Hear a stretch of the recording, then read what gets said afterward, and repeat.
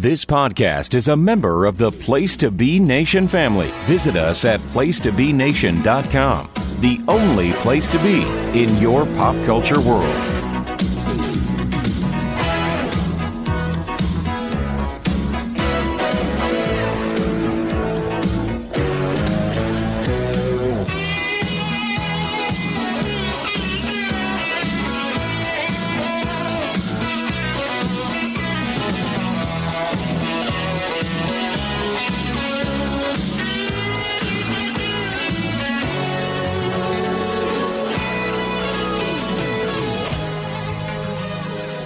Place to Be Wrestling Network fans, welcome to episode 42 of the NWA Crock and Roll podcast. I am your host for this episode, Calum, once again in the hot seat in place of Sean, who is currently out on assignment to try and find the next Crockett Cup host city. He has left London. He is now heading over to the continent. I believe he is in Paris this week, or he may already have left Paris and heading further into Europe, maybe further afield into Deutschland, if he can make it there at some point. Like here, Berlin have pulled together a tasty package for the Crockett Cup next year, so we'll see where that goes. But you do have three of the four horsemen here to talk about the culmination of the Crockett Cup. First off, Dr. G. You made your return in the last episode, and it's nice to have you back in the saddle once again. Yeah, it's been very nice. It stinks to have to miss a show, but sometimes you have to. And now I'm back, and we hope Shawnee will get back soon. From his trip around the world, as they call it. And we miss you, but Calum, you're doing a great job filling in. Thank you very much. So you might be missing them. I'm getting quite comfortable in this seat here. Someone who is sitting, I hope is sitting comfortably, because he might be anxious to get talking about some of these matches. Scott Shiflett. Scott, good evening. Are you? I believe you're looking forward to this one. Yes, I am, Calum. We had episode 41, and that we talked about it, and I was like, I'm feeling great, going over my notes for episode 42 as we had in our pre-show discussion. I got a little hot under the collar. We'll see if that translates. I'm 85% sure it will, but I'm excited to talk about these matches and signal the end of the first year of the Crockett Cup, and hopefully Sean can get us London for year two. Well, if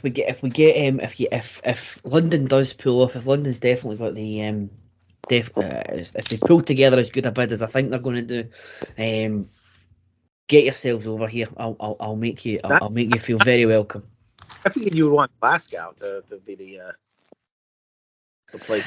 Yeah, the only thing about that is Glasgow in April can be very cold. We've had a couple of hot days, but if you go to London or even Cardiff, where they're doing the big show, Cardiff's got a roof on the stadium. That might actually be better. Sean, turn around, get yourself to Cardiff, and we'll see what happens there. So not much has changed. We'll cover off the administrative side first. Not much has changed, given that we're talking about the same day. But your roll call of champions, as ever, the world's heavyweight champion is the Nature Boy Ric Flair. US champion is Magnum TA. The world tag team champions are the Midnight Express, who we saw go the full 60 seconds in the last episode. The world 6-man tag team champions are still the Russian team. Your Mid-Atlantic heavyweight champion is still Black Bart. National champion is Tully Blanchard. Your junior heavyweight champion is Denny Brown. And your world television champion is, of course, Arn Anderson. So we start off I believe this is the quarter final of the Crockett Cup with Team UWF, Dr. Death Steve Williams, and the man that personality forgot, Terry Taylor, in place of the injured Ted DiBiase, against the Russian team, the aforementioned Russian team. So The Russians are out with Hot Stuff Eddie Gilbert and crew again, as they were in the last round. And this already disappointing to see that Ted DiBiase is not out. Taylor, I know Terry Taylor is a big was a big deal in Mid-South, but it's Ted DiBiase. Always prefer to see Ted in the major spots. Nonetheless, it is Ivan and Terry Taylor starting off. Terry gets the quick advantage with a monkey flip and a drop kick. Williams tags in and locks in an armbar, and then does a wonderful press slam on Ivan. There's more arm work as the faces tag in and out, and Doc hits a body slam onto Ivan's arm. Ivan then hits his arm on a missed charge, so Ivan's arm is taking a bit of a beating in the early stages of this one. Nikita is not happy on the outside at seeing his uncle just being decimated. Faces continue to do a good number on Ivan's arm and keep pushing him away from Nikita to keep him in their side of the ring. Smart strategy, excellent tag team work there from Team UWF. Doc continues to punish Ivan's arm with another slam where he, like a hammerlock scoop slam type maneuver. Terry Taylor fights in, but Ivan manages to fight out of the constant arm work, but misses an elbow, and Team UWF are right back onto the arm work.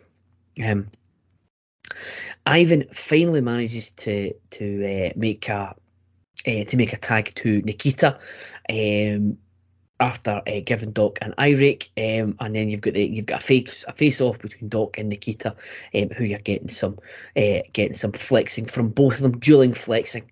As the match sort of moves into the next phase. Big USA chant from the crowd. Doc tries to take Nikita down with some running shoulder blocks, but Nikita doesn't move. But then Doc pulls out a lovely big man drop kick, which sends Nikita to the outside. We do get a test of strength, which was slightly different from a couple of the test of strengths that we had in the last one. At least you've got two big burly guys that are doing it. Compared to test of strength in the last episode. There's another standoff. The heels take over and take turns on working over Dr. Death. Doc manages to get the upper hand at one point. He lifts Ivan up to the top rope just to slam him off. Just showing his power there. Ivan makes a comeback by hitting Doc with a neck breaker, and Nikita comes in and takes over with a front face lock. Ivan is tagging in and out, but is hit with a mean power slam from Doc, who then tags in Taylor, who continues just to work over Ivan. Ivan is taking an absolute shit kicking at this point. Nikita is tagged in, takes Taylor down with a slam and then throws him out the ring. And Ivan then picks up Taylor to promptly throw him into the rails. Nikita then drops Terry throat first onto the top rope, but Terry makes a comeback, manages to get a 2 count off of a cross body. We are 19 minutes into this match and Nikita locks in a bear hug. Well, Dr. Death tags in, but the ref doesn't catch it as we're getting close to the end here. Ivan comes off the top rope for a 2 count. We get a knee drop. We get some knee drops and a small package from Terry Taylor for a 2 count as the bell rings, just as Nikita is hitting Terry with a Russian sickle. To end this one. This is almost like mercifully ends this one. Doc gets his heat back by kicking some Russian arse after the match. Sorry, Eddie Gilbert takes out Terry Taylor on the outside, and it just all breaks down from there. So the heels get their heat back by beating up the faces after the bell rings. This is not what I was hoping for. When you've got Dr. Death and Nikita in there, you're hoping for some more big man stuff. This match may have helped if Ted DiBiase was in instead of Terry Taylor, but Terry Taylor certainly wasn't the reason why I wasn't getting into this one at all. It did not need to be that of all the matches that could have been a 20-minute draw, this match was not the one I would have been higher on my list to do. This match could have been so much more, but it ended up just being quite boring, to be honest. So difficult to rate. Go a 2 on it. I'm still like I'm between ratings on this one. It was very difficult for me to pin something down. So I'll just go with the consensus. So I know that somebody's desperate to go, so we'll just keep that one in the holster just now. We'll keep that one in the barrel just now. Dr. G, what are your thoughts on this one? Way too long. Yeah. That was my big notes on this. Way too long. A lot of the test of strength and all that stuff just gets boring, especially in a tournament where you're getting so many matches. I just on paper it looked like it could have been a better match, even though we know the Russians are limited. Steve Williams is somewhat limited, but I thought it'd be better than this. And like you said, out of all the matches for a draw, I wouldn't have picked this one. So I went 1 3/4 stars. I mean, it wasn't the worst match I've ever seen, but it was definitely wasn't keeping my attention the way it should have been. And I'm probably being very nice with the 1.75 stars, but I'll stick with that just because, it wasn't absolutely horrendous. It was just too much of the wasting time. It was like, I don't know, it just was driving me crazy, to be honest with you.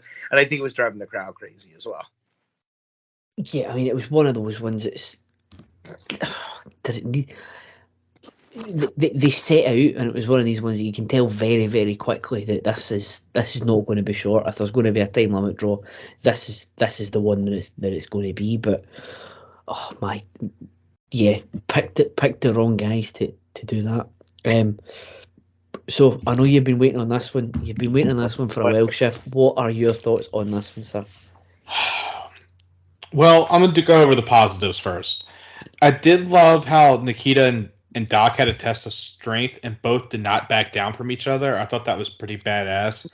And you're right, Doc did have a nice power slam, and it was shocking that Terry Taylor was the one with the hot tag. With that, and also at the start of the match when Doc was trying the shoulder blocks and he couldn't take Nikita off his feet, so he drop kicks him out of the ring. That was sort of just like what we had just seen with Ronnie Garvin and Rick Steiner. So, like, if I'm seeing this and I'm like, really, are we doing this again? Imagine how the crowd feels. But and then we got real stupid with Nikita putting Terry in a bear hug with 1:30 left. And then there was no drama of Terry trying to get the pin or Nikita. Like, Terry kicks out at 10 with 10 seconds left, and it's just like, okay, let's start battling. And then we get the first of what many fuck finishes we will have on this episode tonight, where it goes to a draw. Can you tell who's booking? It's the American Dream, baby. So I went 2.5 for this. I did enjoy some of it, but like the first of many fuck finishes we're going to see tonight is so upsetting. I do love how Doc beat up everyone after the match, and then the Russians beat up Doc. It keeps both strong. It makes me actually, I may be sick for saying this, wanting to see a Nikita versus Doc match. It could be 5 to 10 minutes, but I would be down to see that. Yeah, that would be quite a cool match if they booked it the way they did Brock Goldberg at WrestleMania 33, the one in Orlando, where it was just them just clubbing each other and beating on each other for 5 minutes. Give me that every day. But just looking through the card for both shows, if you had gone to the afternoon show, this was match 18 of 23 that you would see. Oh my God. Yeah. So, WWE WrestleMania has never got that bad in their 9-hour phase. This match was up there. Now, I don't know if he was still with us at the time, but if he was, I can see Dusty being the reason why The Undertaker and Shane McMahon went 32 minutes by booking this match in 18 match 18 of a 23 match card. Baffling decision, absolutely baffling decision. However, we will move on. Now this is going to be a big one. It is the Road Warriors versus the World Tag Team Champion Midnight Express. Big time match here as we get World Tag Team Champions against the Road Warriors. So it's the first time that we've seen these two teams face off. First of many, hopefully, as we go through. The match starts off with Dennis Condrey, who getting nailed by an elbow by Animal, following a crisscross. There's a shoulder block and a drop kick sends Dennis to the outside, and Hawk is tagged in. Sorry. Both Midnight Express try and outmuscle him, but Hawk is just proves too much as he pushes them off and clobbers them with an excellent double clothesline that the crowd really enjoyed. We get a Dennis Condrey pile driver, which Hawk in typical Road Warrior fashion completely no sells. To the point where Bobby Eaton was too scared to tag in, so he jumped off the apron. Eaton does not want any part of Hawk after that. Eaton eventually tags in, but bails outside as Hawk goes for the clothesline. Then, unfortunately for him, intercepted by Animal, who gives him a press slam back in, and Hawk nails him with a clothesline. Just excellent stuff from both teams here. There's lots of stalling from the Midnight Express as they're trying to figure out what to do. They can't quite get the upper hand on the Road Warriors. Dennis Condrey finally gets a body slam in, and they go for the rocket launcher, but Hawk stands up, catches Eaton, and slams him. He then does a shoulder breaker, tags an Animal. You get a double back drop and a drop kick, and the Midnights both bail to the outside again. Dennis is the one that comes in to try and do some double teaming on Animal, as Condrey is taunting Hawk. The ref is then, which forces the ref to try and keep Hawk in the corner.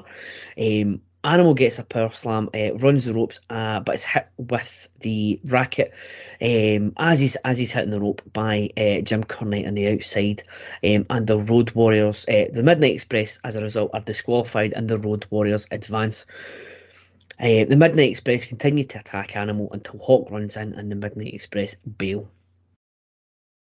This match was only about 9 minutes, give or take, but it was had a nice through line where the Midnight Express couldn't quite get or didn't know how to get the upper hand on the Road Warriors. They were at a loss. So basically just gave up. It was we've got nothing else to do but get disqualified and try and leave intact. It would have been nice to see what they could have done with a bit longer, but absolutely fine for what it was, and then it leaves you open as well to do Warriors Midnight Express further down the line. So 2 stars for me. Absolutely fine. Wish it was a bit longer, but for the time that they had, I think they made the most of it. So go to Dr. G first on this one. What are your thoughts on this one? I went 2.5 stars, and that's probably because I'm just a big Road Warriors fan. But I agree. Now here, I would have given more time to this match rather than give 20 minutes to the other match, to be honest. But yeah, absolutely.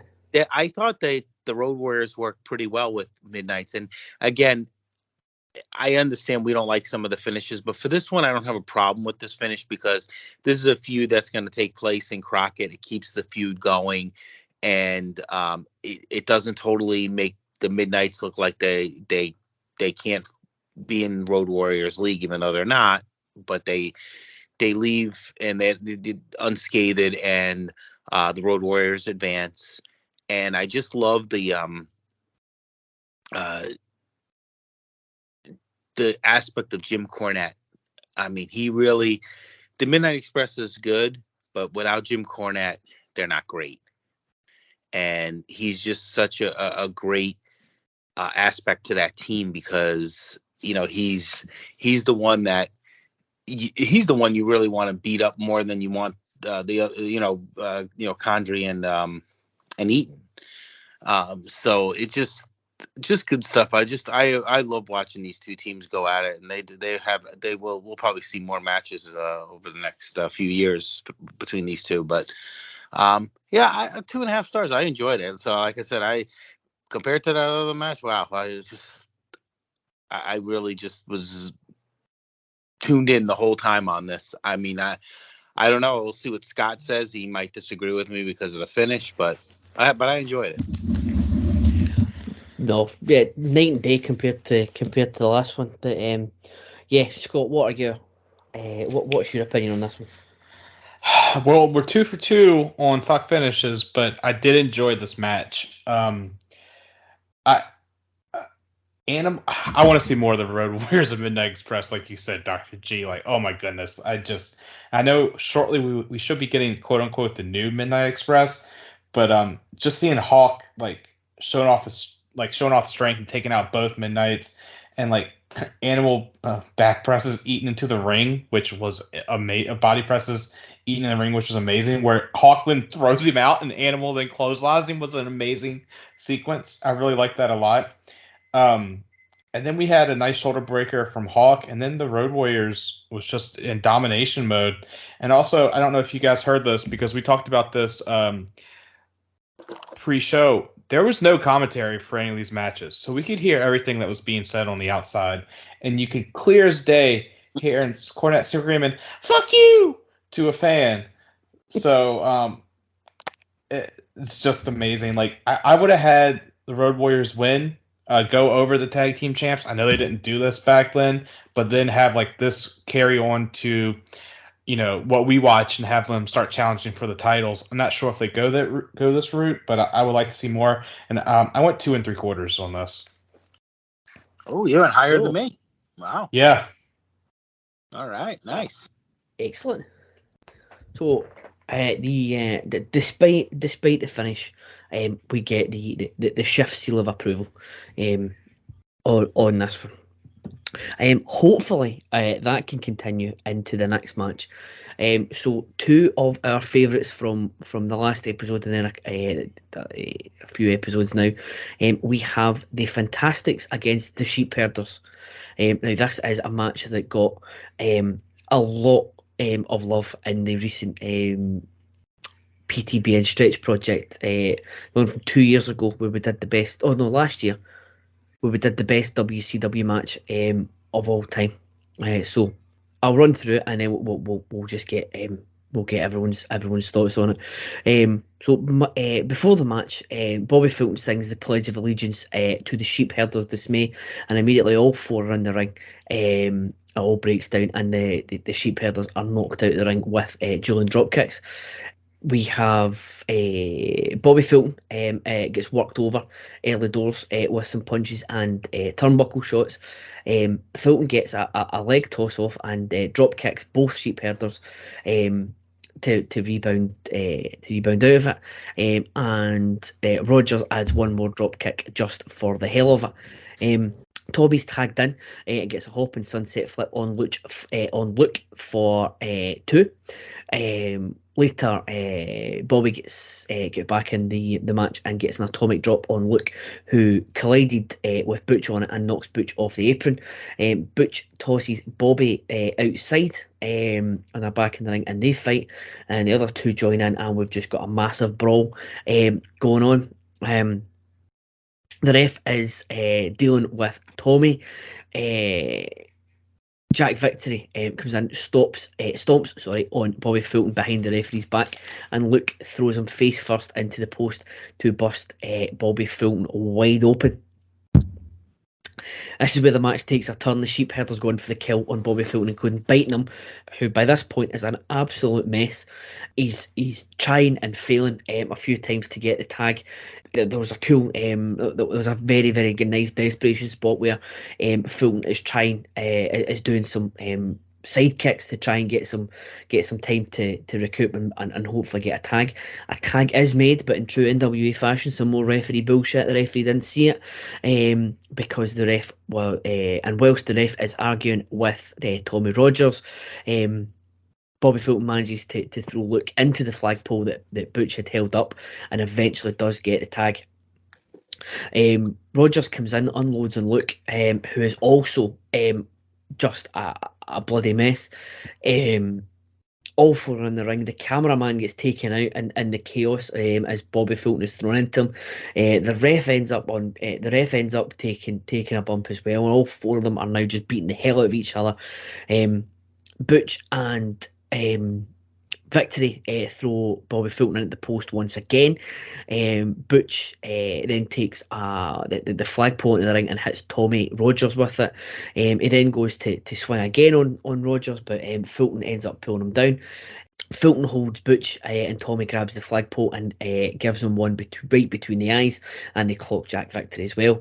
Everyone is now bleeding. The bell rings as they all continue to just brawl. The referee's lost control and has decided to disqualify both teams. But excellent. It's just wonderful. A really great brawl. The ref looked at, you just get the visuals of the ref just getting taken out by Luke. This was everything that the crowd wanted. They were like, they were here for it. Yeah, it was just I'm lost for words at this. Meltzer at the time said it was a match of the year candidate. He gave it the full 5 stars for this one, and you know, some might say it's maybe not that good. Others, as I say, it got a lot of love during the GWCW ballot. So it's one of these ones I can certainly see why it was so highly regarded. But yeah, double DQ. It's the last we'll see of both of these teams on this one. But I'm hoping Sean has got some more of this lined up for us. I've gone 3.75 on this one. So we'll start with Schiff on this one. What are your thoughts, good sir? I love this match. Fantastics were amazing. It's just God. And one thing I noticed, a slight thing, the Fantastics changed their gear from what they wore for the earlier matches and for now, which I loved. All four just battling, double. All four are bleeding. I just loved it. You described it perfectly, Calum. Like go out of your way and watch this match. This is how good it is. I loved how the Sheepherders were attacking the Fantastics with the flag. Then they turn around and they start beating the Sheepherders and making them bleed. Oh, God, it's just awesome. And I love there was a missed tag where the ref missed the tag and had to send it back. I love that when it's used to perfection in tag team matches. It was great. We're 3 for 3 on crappy finishes, but I look past that. I went 4.5 stars on this. Excellent. So wow. high praise from Chef once again. In spite of the finish, would you have, if it was a definitive winner, would you have gone the full 5? Yes, I would have won a whole 5. So there you go. Do it. It would have been easy. But the third DQ or time limit draw on the road just kills it for me. Yeah. Of all the matches though, with the finish, I think this one more than the previous two. Maybe the last one, but certainly this one more than the first one. Certainly deserved to have the bit of the dodgy finish, just given how the match went beforehand. Dr. G, what are your thoughts on this one? Well, one thing I'm learning about is the Fantastics, because so many great tag teams at that time kind of get overlooked, but they really could put on a match. And this, you look at this Fantastics versus Sheepherders, you had a little bit of everything. That's what I liked about the match, is the fact, I like to have a match with blood when it means something, when it's part, not I don't want to see every single match I watch has blood in it. This one, the sheep herders, that's kind of their game. So, okay, the first match that they wrestled in that we saw, they didn't have it. This one they did.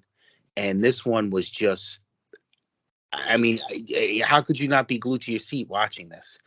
And just watching Bobby Fulton outside the ring, and he's kind of dazed and he's falling all over the, you see like the blood all over the railing outside the ring.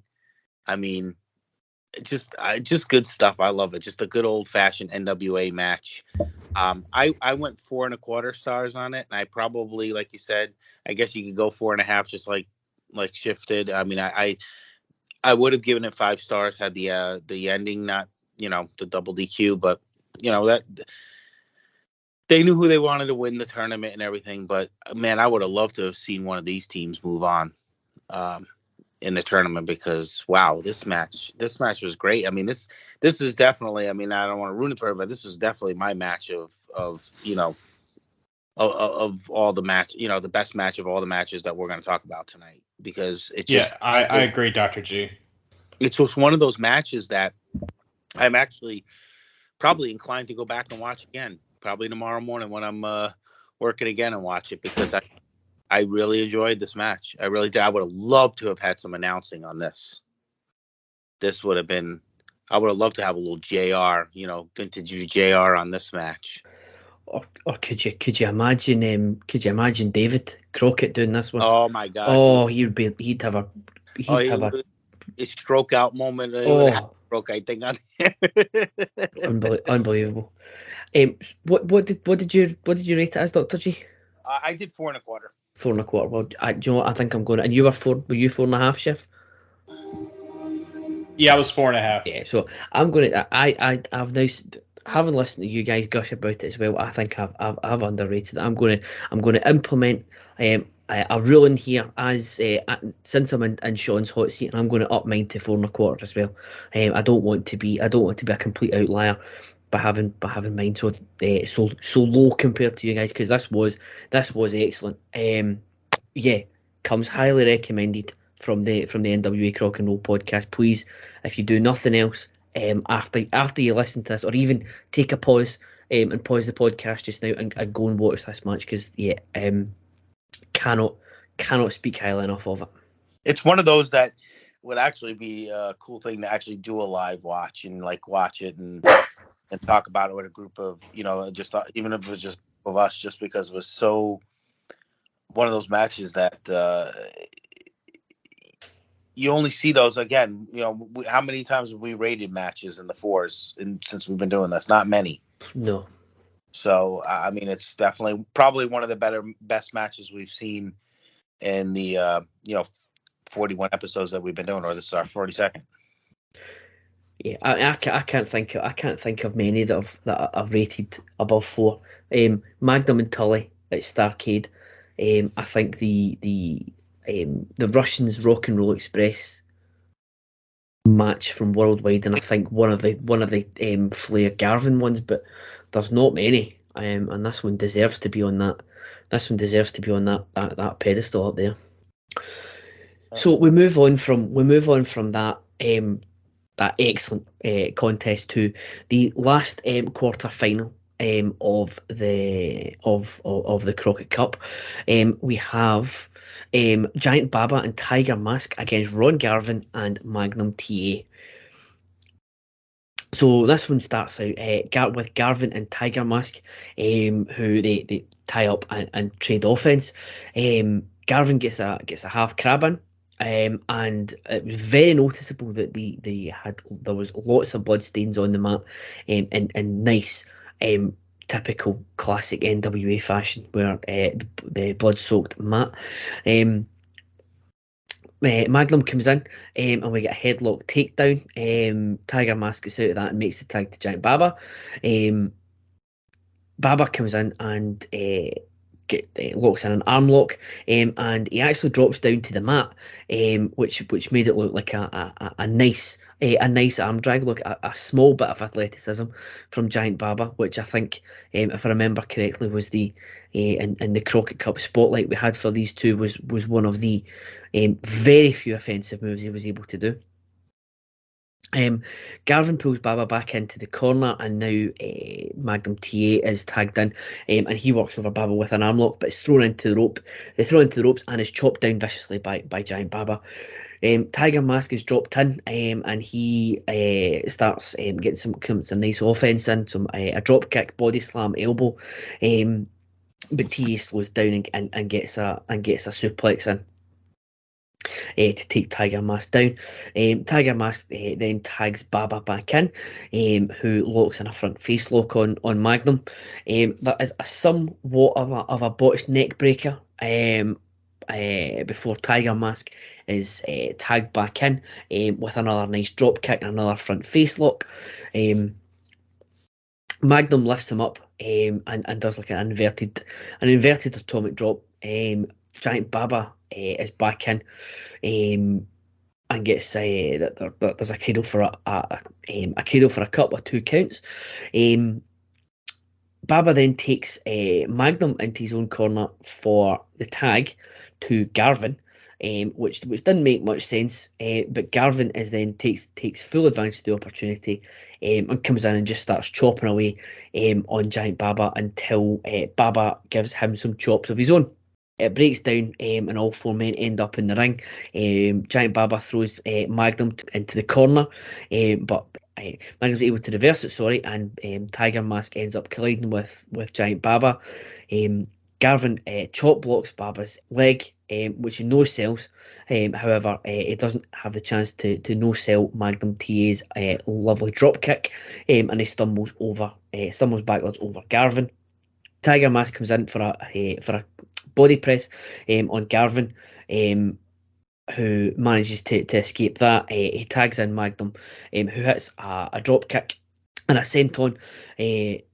Losing track of my notes here.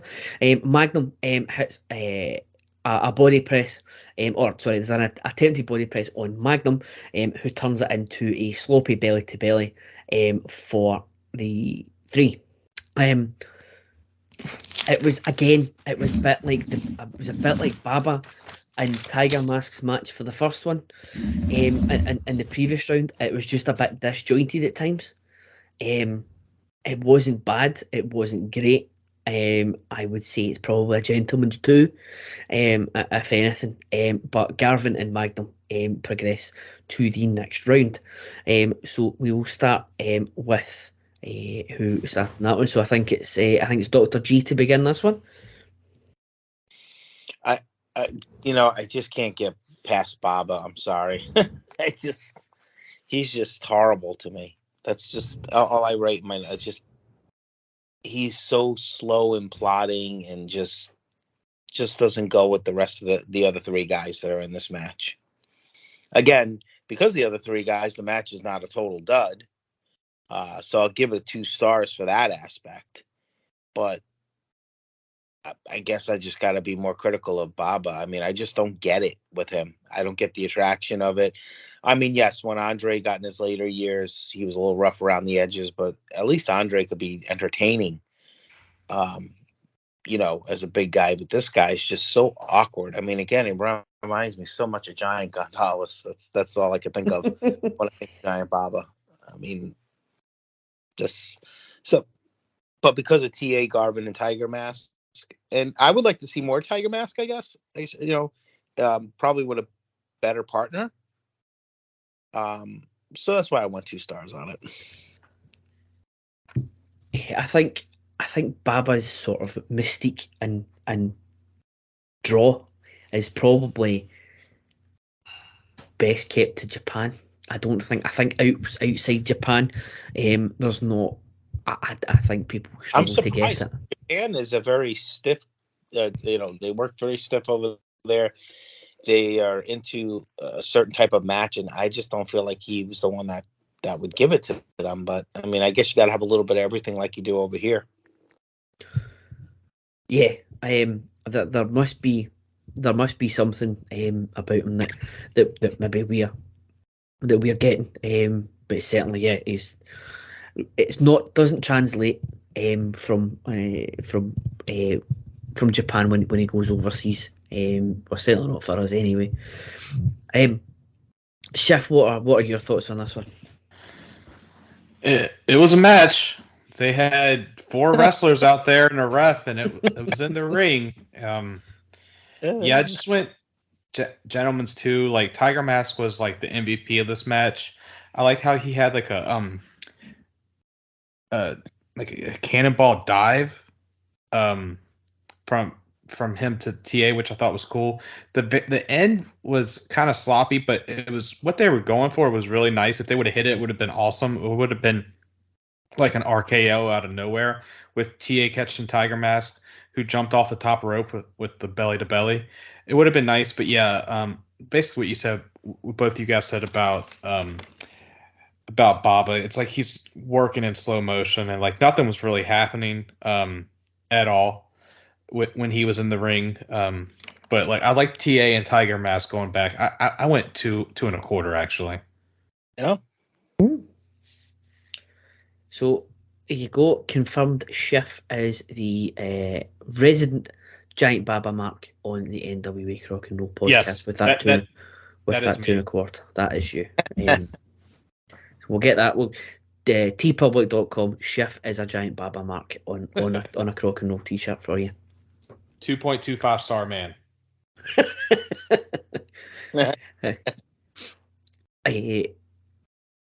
So that is us finished the quarterfinals of the Crockett Cup. For those keeping score, 2 of the quarterfinals actually finished with neither team progressing. So we move on. We do not have any semi-finals, so we just move on to the matches in between. So first off, for the Mid-South crowd, we have a UWF or Mid-South North American heavyweight championship match between the champion Jim Duggan and his challenger Dick Slater. Pritchard announces that the finals will be the Widow semi-finals. The finals of the Crockett Cup will be the Road Warriors versus Magnum TA and Ron Garvin. And the crowd the crowd cheers loudly as Dick Slater and Hacksaw Jim Duggan make their way to the ring. Duggan gets the first knock on. He gets the first punch onto Slater as we start the match, and then he begins just to unload in the corner and eventually hits Dick Slater with a rather sloppy clothesline. Duggan then locks in a headlock and lets off a trademark hole. There's an elbow to the back of the head on a throw into the ropes, and then he elbows Slater when he's laid out. More punches and follow up after that.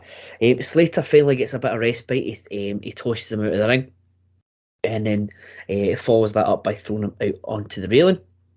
And now Dick Slater takes control with some elbows and some kicks, and before locking in a rear chin lock.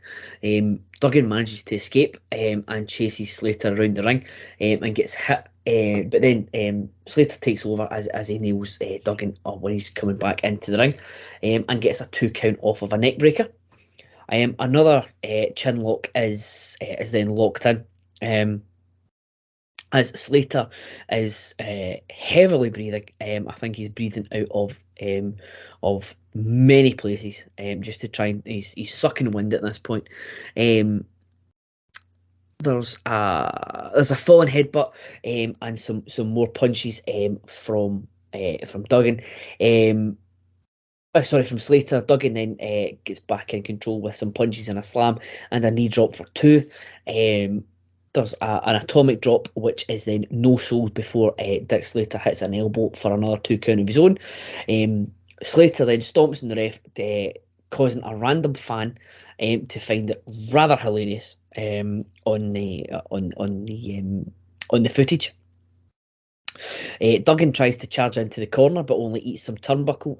Slater goes up to the top for an elbow drop, and that only gets a 2. There's a pile driver attempt that is reversed, and Duggan is tied into the ropes by Slater. The ref is trying to pull him off as Slater shoves the ref before he turns round, only to be hit by a tackle by Duggan for the 3 count. This wasn't great. I personally didn't enjoy it. You hear a lot about, or I've heard a lot about Duggan being Mid-South Duggan being a different animal than what you see. And much like the sheep herders, he was sort of watered down when he got to the WWF. But I was expecting a bit too much of him. He is still Jim Duggan at the end of the day, regardless of his character. Dick Slater, I've seen better of, and I was expecting a wee bit more of, but this was not great. It was in fact, it wasn't even good. 1 1/4 for me. I did not enjoy this. 1 1/4? Did not enjoy this one bit. That's too high. Okay, right. We'll start off with Schiff on this one. This match was bad. Like you said, this was a 10-minute match. They had 2 headlock of doom spots in this 10-minute match. Slater is sucking wind. Duggan is trying. I wouldn't even blame this on Duggan. I blame this on Slater. We have a ref bump that leads to nothing at all. First time I've ever seen a ref bump and it just lead to nothing. Then Slater just shoves the ref and Duggan hits the 4-point stance, and that was it. This was a nothing match. It made the UWF title look like it had been thrown in the garbage, like Medusa threw the WWF women's title in the trash. I gave it a 1/2 star, and I thought I was being generous with that. It was a long 10 minutes. It was garbage. It was garbage. You're absolutely right. There's not much more you guys could much more that I could say that you guys didn't. It was it was surprising because you see Duggan, you kind of expect a little bit, but Slater's known for being a better worker than that, and he just seemed like either he was just not having a good day or he was drunk or something, because he had no stamina whatsoever, and there was just nothing there. It was boring.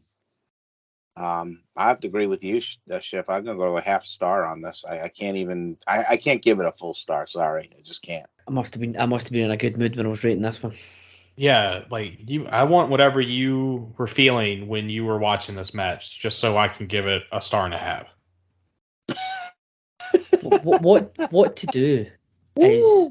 What to do is start your watch with. I was still on a come down from the Fantastic Sheep Herders match, so if you start your watch with that, you'll still be on. I think I still had residual from that. Start it with that, and then 2 matches later, you'll get to this. You'll still be feeling quite good about yourself. And that's what I should have done, because I was like, oh my god, how bad can this match be? And it was pretty bad.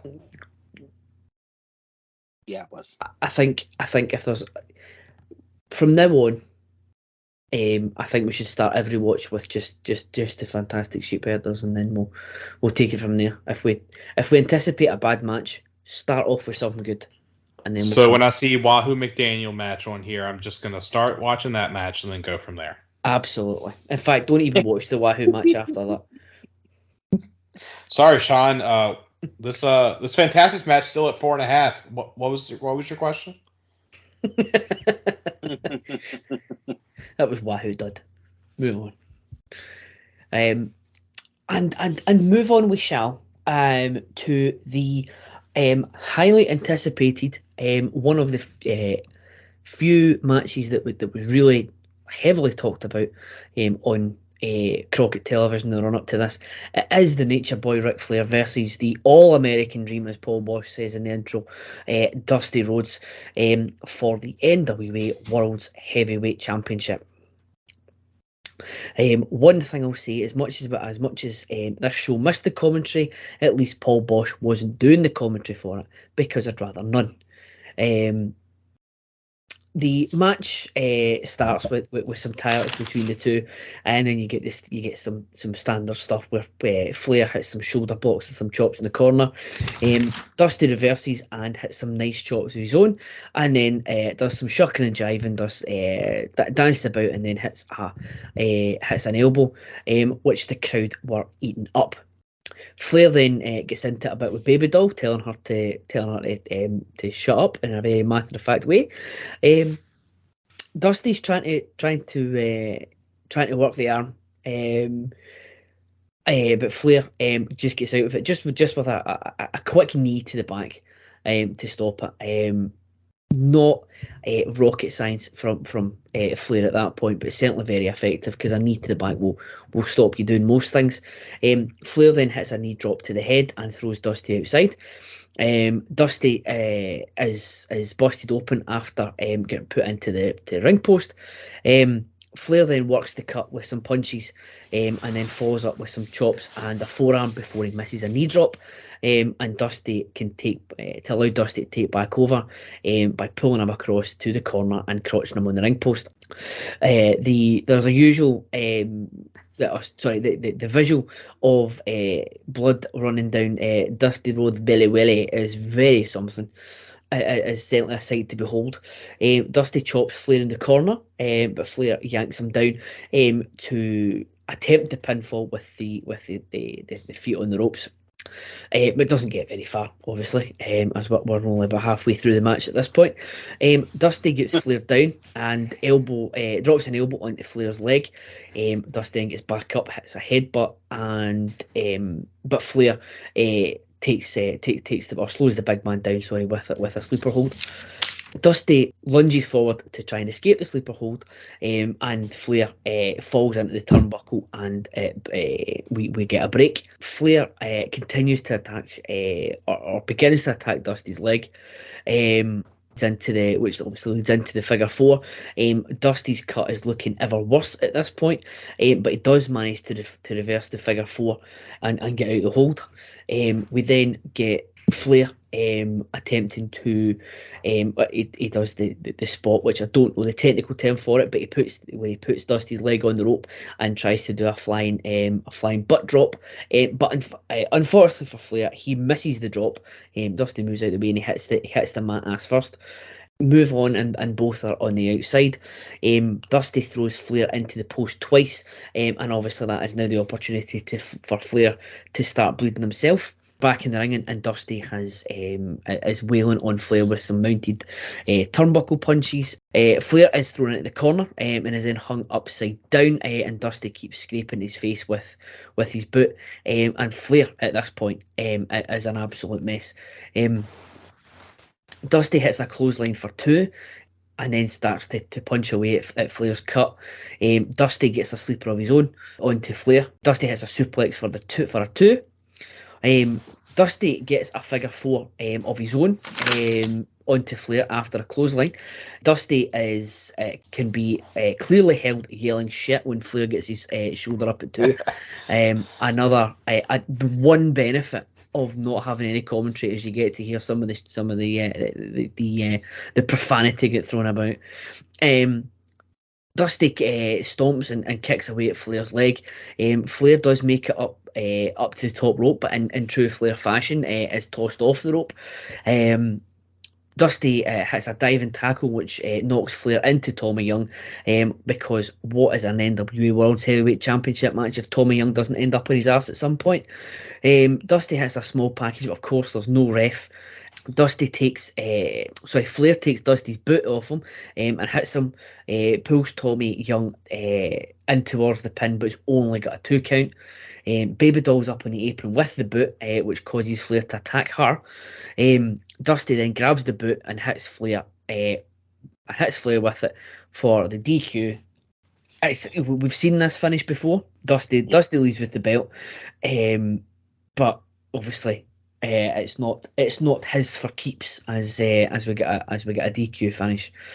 Yeah, this one was hyped up for a long time. The pre-match promos that we had on the last episode of TV, sort of gave away the finish. Considering neither man wanted to do the we're never going to do the didn't want to be looking at the lights, and both openly said that.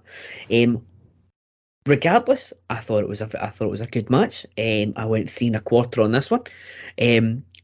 You can Flair Dusty matches we've seen can be very paint by number sometimes, but this certainly wasn't one of them. It was a good match for me.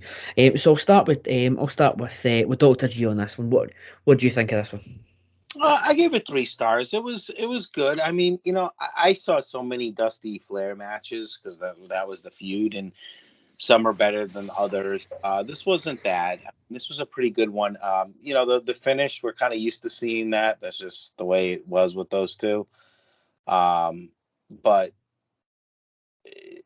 the key thing is, sending the crowd home happy, which, even though he didn't win the title, Dusty was pretty good at doing. You're right. Some of the matches could be like a paint by number type of thing. This wasn't, but you could tell the two had chemistry and they've wrestled each other numerous amount of times. But the crowd loves Dusty. I mean, listen, he was my favorite at that time growing up. I mean, he had the audience in the palm of his hands, and you could see it just by any time he does the bionic elbow or any of the dancing and all that stuff. People really get into that stuff. So. I again, not one of the best I've seen by them, but certainly not. I would give it a good 3 stars. I mean, it was a good match. Yeah,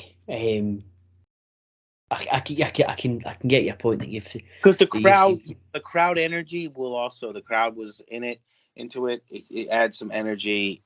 You could get into it even without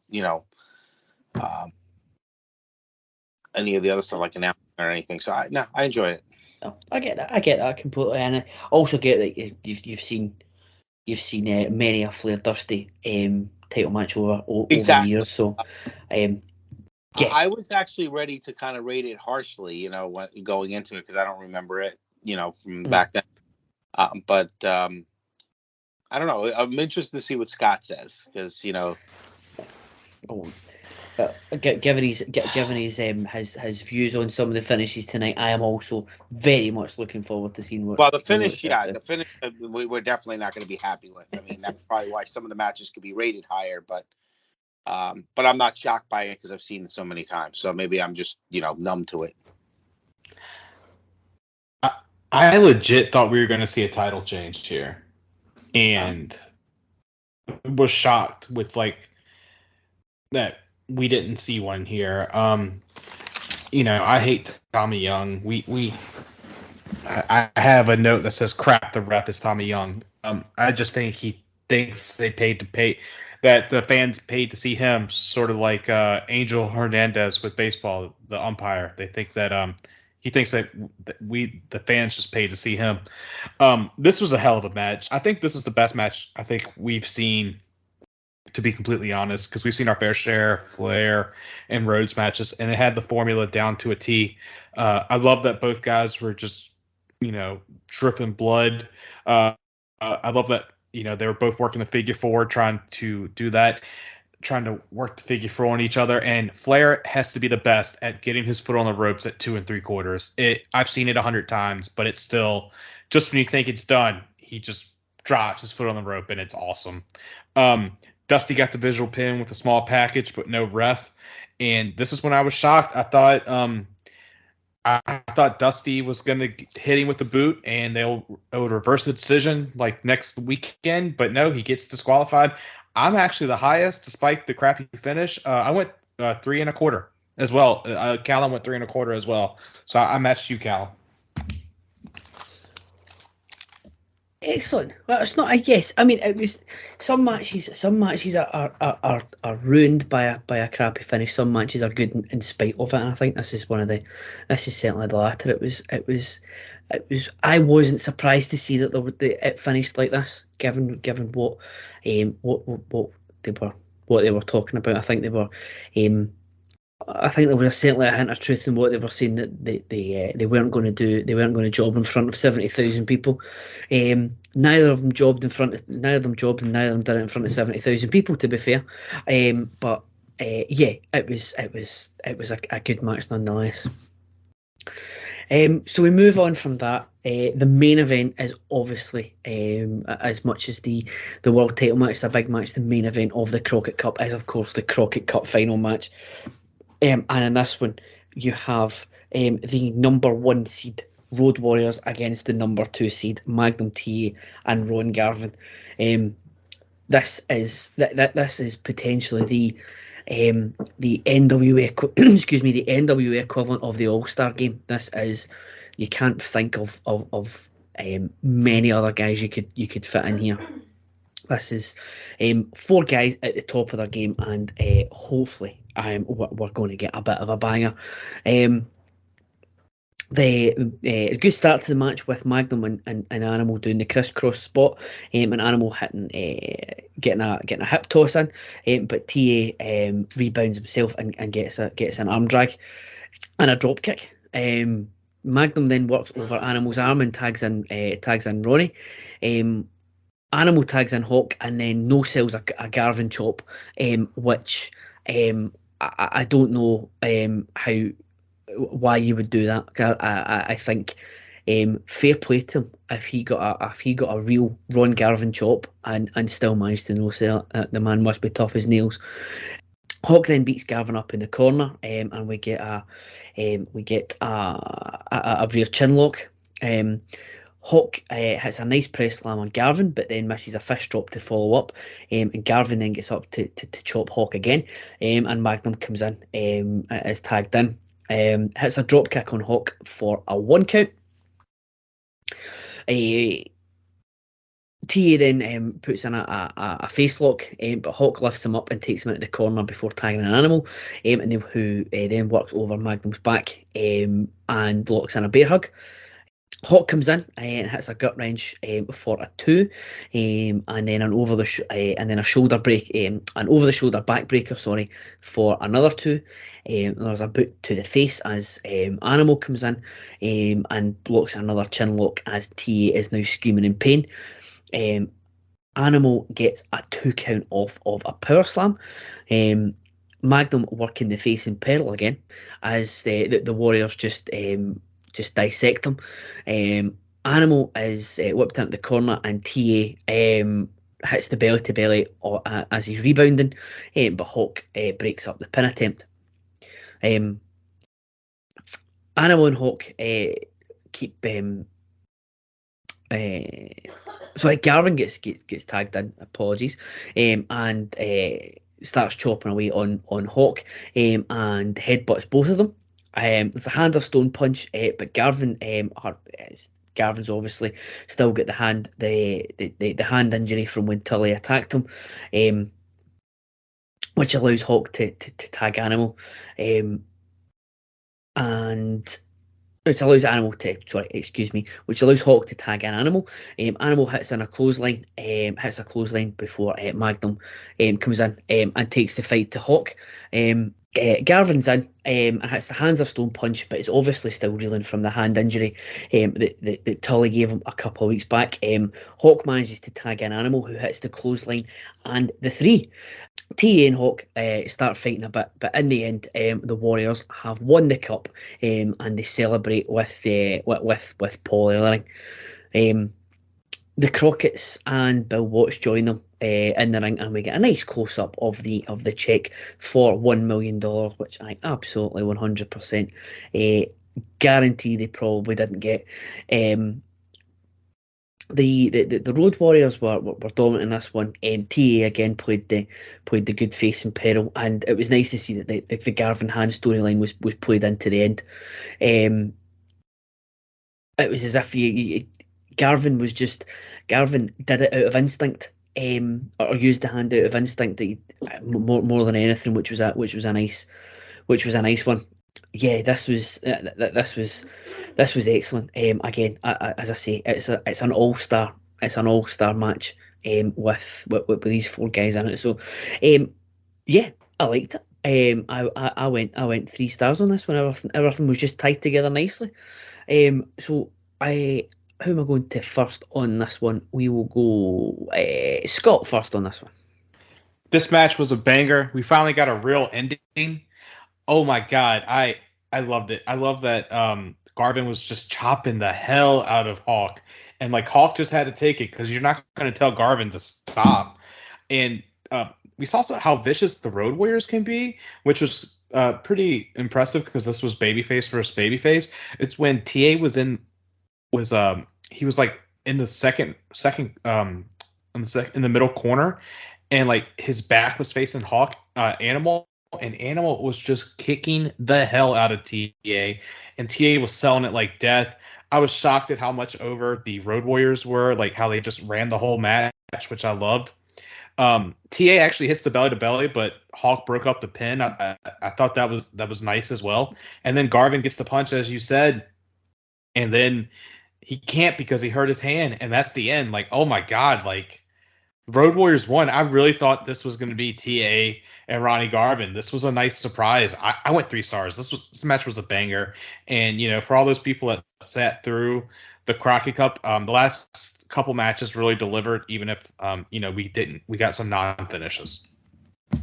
I would have just skipped the first show and went to the second one, personally. Yeah, I agree with you. I didn't mention that, but yeah, it was a very... it was a shock to see to see the Road Warriors. I mean, I know the Road Warriors were number 1 seeds, but they had Magnum T and Ron Garvin in there. I thought they were definitely going to be the ones to take it. Dr. G, what are your thoughts? We're really kind of on the mark with each other. I went 3 stars too. I really enjoyed it. It was neat to see those two teams work together, especially they're both really, I guess, for all intents and purposes, face teams. Obviously, the Warriors, but the Warriors showed some viciousness in this, and I agree with you, Scott, with Ronnie Garvin. Ronnie Garvin's a tough son of a bitch, let me tell you. And he wasn't backing down, and he went right at Hawk, which is great. And I think Hawk enjoyed that, actually. Sick to say, but that's just the way he is. And like you said, got a definitive finish.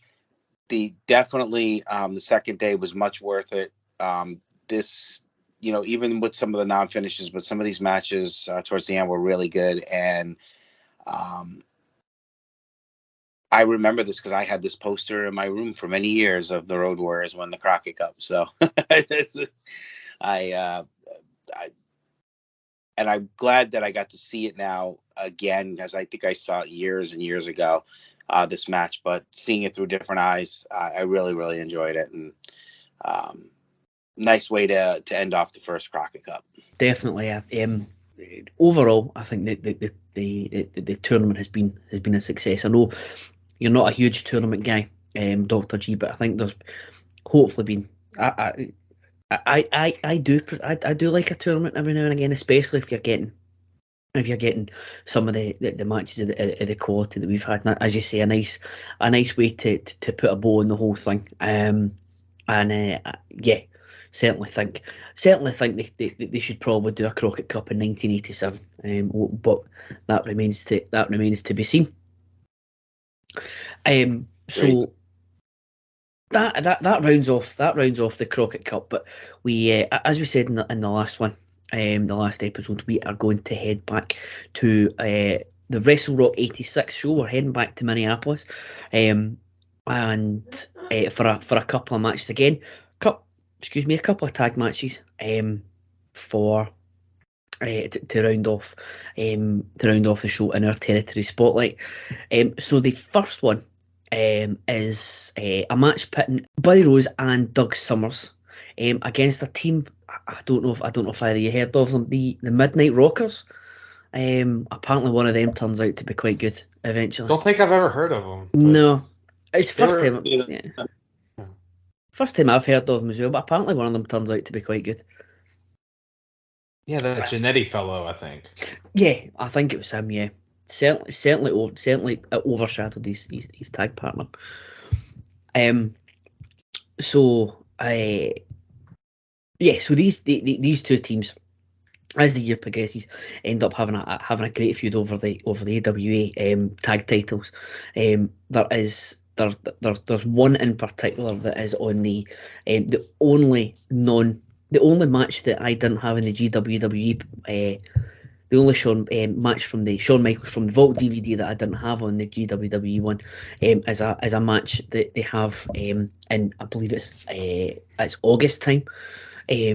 That is a very much like the fantastic Sheep Herders match. It's just a bloody brawl. And hopefully, if Sean, when you're listening back to this, if you can pencil that in for a territory spotlight for August time, I would be very appreciative of it. So yeah, you're seeing the early stages of this feud here. It became very apparent to me as well. I think we mentioned it in the last episode. The setup of the stadium was very strange because it looked as if there was, I think in this one there is about 25 to maybe 30,000 people, but the stadium looked empty because they didn't group anybody together. So it was very, very strange. Rose takes umbrage to the announcer saying he is £271. He actually weighs 217. So the blow-away diet's obviously working very well for him. Sherry is also offended that she's been called a valet. She prefers to be called a manageress. And if you are going to try and tell Sherry Martel otherwise, good luck to you. So they start off and Rose is doing one-handed push-ups, which Marty does in return. Shawn Michaels is then in and does a backflip and wants Buddy Rose to do that to prove that he's £217.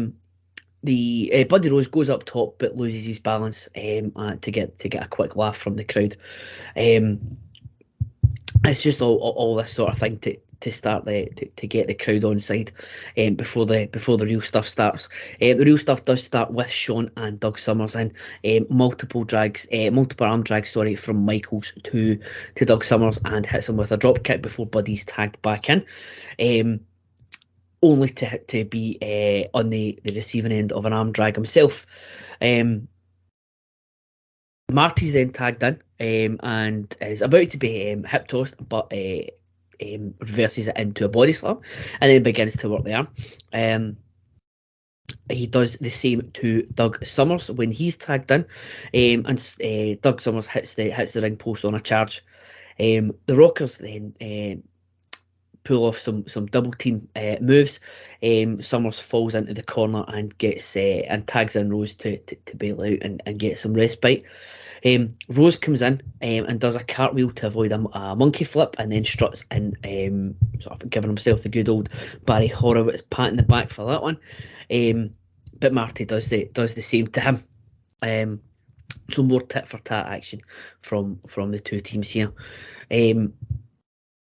Into the corner now, and Buddy goes to hit Marty, but Marty ducks out the way and Buddy clocks Summers. Finally, Rose managed to get the upper hand with a slingshot to Sean, who's tagged in. He slingshots him into a Doug Summers forearm, and Summers and Rose take over. Michaels tries to fight back, but the heels go back and forth on hitting him and take turns over working on him. Buddy hits a jumping elbow smash, and Summers ends up getting a two off of a suplex. Michaels reversed another suplex attempt into the hot tag, and Jannetty comes in, taking on both men. With a backdrop to Summers, then hits a flying elbow and a power slam for a 3 count, but the foot was on the rope, put there by Sherry. So the more poor refereeing, the poor refereeing pandemic has continues to sweep the nation. It's not just Tommy Young that seems to be the one doing it. It all breaks down. All four are in the ring fighting. There's a double atomic drop which sends Rose through the ropes. There's a double backdrop and elbow to Doug Summers. Marty heads up top, but Rose knocks him off quite savagely, actually. Michaels goes after Rose, but Summers gets the three with his foot on the rope. Gets a quick three there to finish to end the match. Michaels extracts some revenge with a body slam to Rose on the outside, and Marty and Doug Summers continue to fight. A nice kick-off to the feud that these two would have. You can see that there is chemistry between them. Buddy Rose is sort of his talent outweighs his he's punching above his weight, really, when it comes to talent, and it's quite no pun intended, given the fact that he is carrying a bit of extra girth. But you can see why the AWA sort of strapped the Rocket to these two teams to have the big tag feud through the summer. 3 stars for me. I would quite like to see more of these two in the territory spotlights as we go through the summer. But I'll start with Dr. G. What are your thoughts on this one? As I will just take a back seat. You're probably sick of hearing me try to run through that match.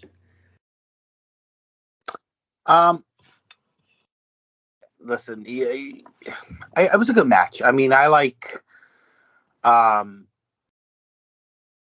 watching the Rockers back then. I mean, it was one of those things, people thought they were a Rock and Roll Express ripoff, but in the ring, they gave, I would say they would give Rock and Roll a run for their money. I mean, obviously, we look at what Shawn Michaels turned out to be. Rose and Summers, Rose has been around for many, many years. He's just an old pro. He is what he is, but I gave the match 2.5 stars. All right, that's fair. Chef, what are your thoughts? I love this match. I went 3 as well. I love how you brought up the cartwheels. I was laughing so hard when Rose was like hitting cartwheels, and the announcer even said like, "Oh, they say it's 271. He said he was 217. I'm gonna say he's 247 because that's nice in the middle." It's like, damn. And Sean with his Ricky Steamboat-esque like arm drags was really nice. I was shocked at how much the Rockers got in, and I was shocked by the finish that Rose and Summers won, and I definitely want to see more of that. I've heard about their feud, Calum, so I'm really happy about that. Yeah, I think that without knowing too much else, I think this is certainly attributed to a reason why the AWA was still watchable at some points in the mid '80s. The match that I was talking about earlier is so far removed from what you think the AWA would be. I'm putting it on record that I would like to watch that one when it comes round. So Sean, do your stuff please on that one, because there is certainly better stuff from these two teams as well. So we finally come to the end of the Crockett Cup weekend. They say so. WrestleRock was the day after the Crockett Cup, so all of this happened within a 24-hour stretch. So again, still at WrestleRock, our last match of the episode is the Road Warriors against the Freebirds in a cage match. So this is the sort of the culmination of a feud which we've seen a couple of steps along the way. We saw the Freebirds and the Road Warriors at the Comiskey Park show from 1985, and we also saw the Road Warriors lose the AWA tag titles to Jimmy Garvin and Mr. Electricity Steven Regal because of the Freebirds before they made their transition to Crockett. So this is sort of the blow off to all of that for what must be coming up for close to a year's worth of a feud. The video that we watched cut right to them inside the cage. The Rontron guard is still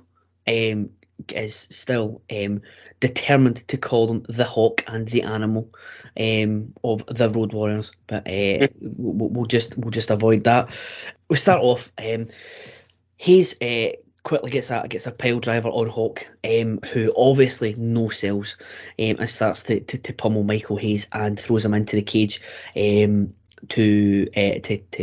Michael Hayes starts bleeding. He then press slams Hayes, and Hawk has him all over the cage. Garvin refuses to tag in. I forgot to say it's Jimmy Garvin and Michael Hayes on this one. Hawk and Hayes tie up. Are up in the top rope, and Hawk throws Hayes down to the ground. A headbutt by Animal from the outside, and Hawk hits a splash from the top. Michael Hayes finally manages to sneak a tag and get some respite, but Hawk just keeps going on the assault, dropping an over the shoulder backbreaker again. Animal hits a power slam and does some nice push up press slam. Hayes will not tag back into the match. He finally does get some action in. It does Michael Hayes, but is met with an Animal elbow, and Hawk comes back in, and he then begins to work the cut. Michael Hayes hits an axe handle, and then locks in a figure four to Hawk, who reverses it. The heels tag in and out, working over Hawk until Hawk gets a hot tag to Animal. The match then breaks down. The ref goes to get Hawk back into the corner when Hayes goes into the tights for a foreign object, goes to top rope as Garvin's holding Animal. Hayes jumps, Animal moves out the way, and Hayes hits his tag team partner. Animal then we then get a cover and a pinfall. Hawk tosses Hayes into the cage once again after the match, grabs the foreign object and hits him with it on multiple occasions. Another fun tag match just to finish off the proceedings for the episode. Finally closes. It's a nice closing chapter for the Road Warriors in the AWA, and the Road Warriors have had a fine couple of days on the road for that weekend. So 3 stars for me on this one, and we'll go to Shift to close this one out. Yeah, I did like how Hayes and Garvin, they were both refused to tag in at certain points because they didn't want to get their ass beat by the Road Warriors. So that was nice. And then Hayes hit Garvin by accident, which it's just pretty interesting because I thought they were the Freebirds later on. I didn't realize they were sort of part of the Freebirds now, or at least some affiliation. This was basically all Road Warriors for the most part. Besides a little bit of Hayes getting the figure 4 on Hawk. I went. I wasn't that blown away with it like you were. I went 2.25. I don't know. I guess I was just expecting more, but we got what we got with this. Yeah, I think it was. The Road Warriors just. I think it was just all about getting the Road Warriors getting their final comeuppance, and just not getting the Freebirds just were there trying to not trying their best to avoid serious injury, which is not the easiest when the Road Warriors are there, but they were just trying to survive more than anything else. Dr. G, what are your thoughts on this final match? I agree with Scott on this, and the fact that I expected a little bit more, but I mean, of course, I love when the Road Warriors are the Road Warriors, but I thought there could be a little bit more to this. I liked the way that, like you said, like Hayes and Garvin, they didn't want to tag in, and all that psychological stuff that especially Michael Hayes is very good at. But you can't play the Road Warriors were hot at this time, so they were, going to get their due. But it would have been nice to see a little bit longer of a match where the Freebirds got a little bit more offense and just to make it a good match, And I understand, I love seeing the Road Warriors dominant, but Terry Garvin's a pretty big guy. It's not like you're going against a really small team. This is a team that could give the Road Warriors a run for their money. It was. I completely see where you guys are going from. I think I might have just been a bit. I think I've put too much emphasis or too much weighting on the Freebirds stooging around. But I was just on a Road Warriors high after these last couple of episodes. Hey, I love the Road Warriors just as much as anyone, so I have no problem with that. Yeah, so that is that for the Crockett Cup. I was going to say the month of April. We do still have one more episode to do on the month of April, which you'll get in a couple of weeks' time. So there's not much that we can really do by way of awards for the last two episodes, given they were all quite match heavy. We'll start off. We'll just do it off the cuff. So I think the match of the month. I don't think we're in any doubt, or maybe we are. I certainly think it would be the Sheep Herders against the Fantastics. No doubt. Correct. There's certainly a few up there for worst match of the month, but I'll go with Team UWF against the Russians. I'm gonna go Duggan versus Dick Slater. That's also a very good choice. Yeah, it's tough because the other one we couldn't really rate per se because it was just so short. So. The Midnight Express one, and okay, right. I'm confused a little bit. Yeah. You know what? I think I'm gonna agree with Scott with the Duggan match just because I expected a little bit more from that. Yes, I know it's Jim Duggan and all that, but and it wasn't really all his fault. I expected a little bit more from Dick Slater. No, that's fair. Yeah, that was quite a disappointing one as well. And MVP of the month. I would go. I'm going with the Fantastics. I was going to go with the Fantastics as well. Ooh, that's a tough one. But certainly there was a lot of candidates for those. I can't argue with the Fantastics. I guess I was going more for the Road Warriors winning the Cup itself, but I guess probably the Fantastics had those two matches that were good. You know what? I think you guys gave me. I think I'm going to go Fantastic. And then rounding off LVP, I think I would need to go Dick Slater on that one. Yes, Dick Slater, very easily. Also Giant Baba, maybe runner-up, but that's. Honourable mention accepted for Giant Baba, absolutely. But all in all, I think there was certainly more good than bad, and that's all we can ask. We had some excellent stuff. As the excellent stuff was a lot better than the bad stuff was awful. So, a nice way to round off the Crockett Cup, I feel. So that's us for another episode. Dr. G, what have you got coming up for us?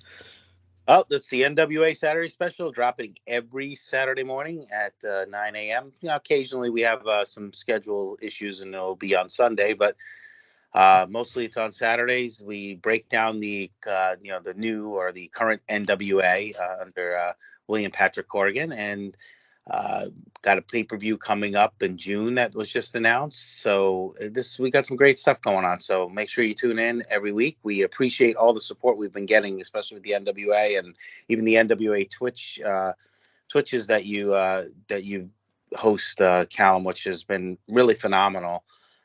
So there's definitely a market out there for it, and we appreciate everyone hopping on board every Saturday morning. Have your coffee and you listen to us, and we break it down usually in about an hour, and then you get on with your day. Yeah, the NWA Twitches are always a good time. And as this one comes out, the pay-per-view that was just announced today, as we're recording it, Dr. G's just mentioned. If you please follow on Twitter at PTBN YouTube, or at PTBN YouTube. And you'll be able to find all the information there. Chances are we'll be doing, the chances are very likely that we'll be doing a Twitch for that one as well, because the NWA shows are always very good. You always get excellent value for money, I feel, on the NWA shows. The Crockett Cup last month was a bit of a steal, and that's in the archives as well on YouTube if you want to go and hear the 2 nights of that. Chef, what have you got coming up or recently done for the good people's listening pleasure? Just check out Pop Goes to the Couch for Moon Knight. We got that taken care of. We'll hit up Doctor Strange as well when that drops. So yeah, just check it out. Getting fast and furious with the MCU, and we have Obi-Wan dropping at the end of May. So yeah, go ahead and check it out. And that can be found on Twitter at Scott_Shiflet. Excellent. Constantly pumping out some excellent stuff on the Pop Experience feed. If you're listening to something on the Pop Experience, chances are Chef's got a hand in it. Excellent stuff. Continue to get put out on that feed. For me, the special relations with Ben and Rory, that you'll have, if my timing is correct, you'll have one more episode of that for the summer before we go on a brief hiatus, because Rory is away to do some real life things. Myself and Ben are going to fill the gap, so you won't be without content from this side of the pond, but we'll be without the podcast legend for a couple episodes over the summer. I'm also one of the voices on PTBN's pedestal. The May one should be with you, which I am penciled in for. But if you don't hear me on that one, it is going to be an absolute. It's a great match. That the guys, whoever ends up doing it are going to be covering. And as I said, the Twitch feeds and all the live stream stuff can be found anywhere you get your live streams. Twitch.tv/Place to Be Nation. If you search Place to Be Nation, all one word, on YouTube, and Facebook.com/PTBN Live. As Dr. G said, we do the pay-per-view live watches, and in a couple of weeks' time there will be an NWA pay-per-view coming up. I think in the month of June, on 4 straight weekends, there is a WWE show, then NWA, then Impact, and then AEW. So a lot of stuff should be coming your way on that one. So yeah, that is everything from us for this episode. We'll see you in a couple of weeks' time. We will round out episode 43 coming up in a couple of weeks' time. We'll round out April of 1986 television as we go head first. Looking forward into the summer, as we I believe the start of May will take us on the road to the Great American Bash Tour of 1986. So the good stuff just keeps coming. But until then, we'll see you in 2 weeks for episode 43.